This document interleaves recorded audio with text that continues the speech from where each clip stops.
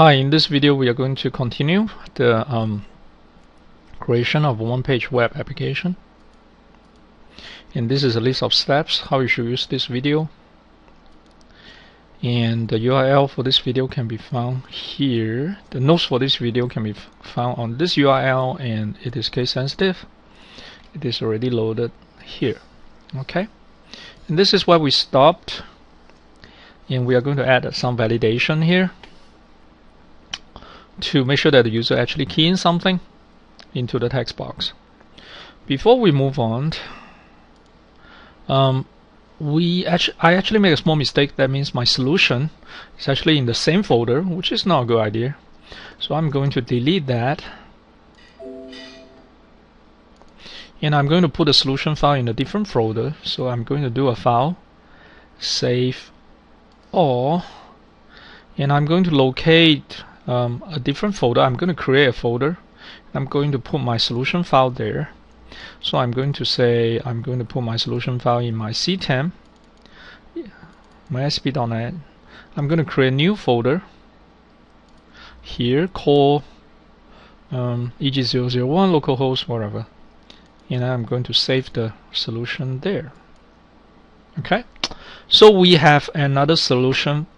We have another folder for the solution, so you won't be so easily, upload the file, solution file, to the web server or something. So, okay. So now if you close, they won't ask you to save, and if you open website, you can bring up the default and CS again. Scroll mouse wheel to zoom in, control mouse wheel. Okay, and where will we? Okay, let's go back to the design view. We want to do some validation for this text box, and in the toolbox under, if you collapse the standard and go into validation, there are some standard validation tools. We are going to use the require field validator and the range validator. Okay, so first let us look at require field validator. We want to make sure the user key in something here. So if you put the require field validator here, you can actually change a couple of things. Okay, first the error message. Okay, why I put a require field validator here? Because I want an error message to appear here. Okay, so let's change the error message.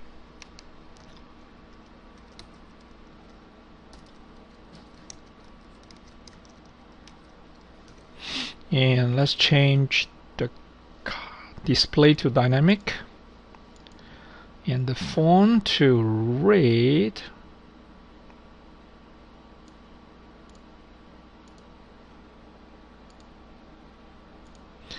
And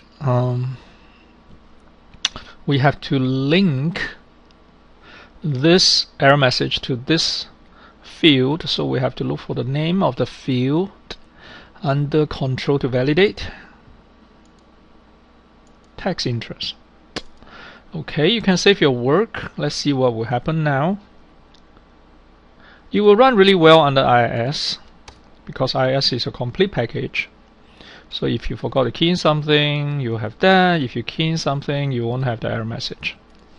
But it will not run very well under IIS Express. So if you press F5,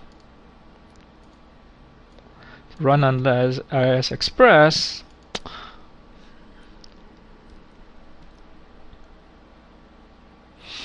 it will run, but when you try to validate, it will give you an error.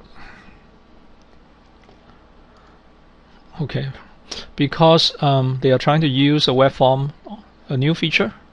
Okay, unobstructed validation mode, and you need to install a package for this solution. Okay, so there's a big error message. So let me come back here, stop this.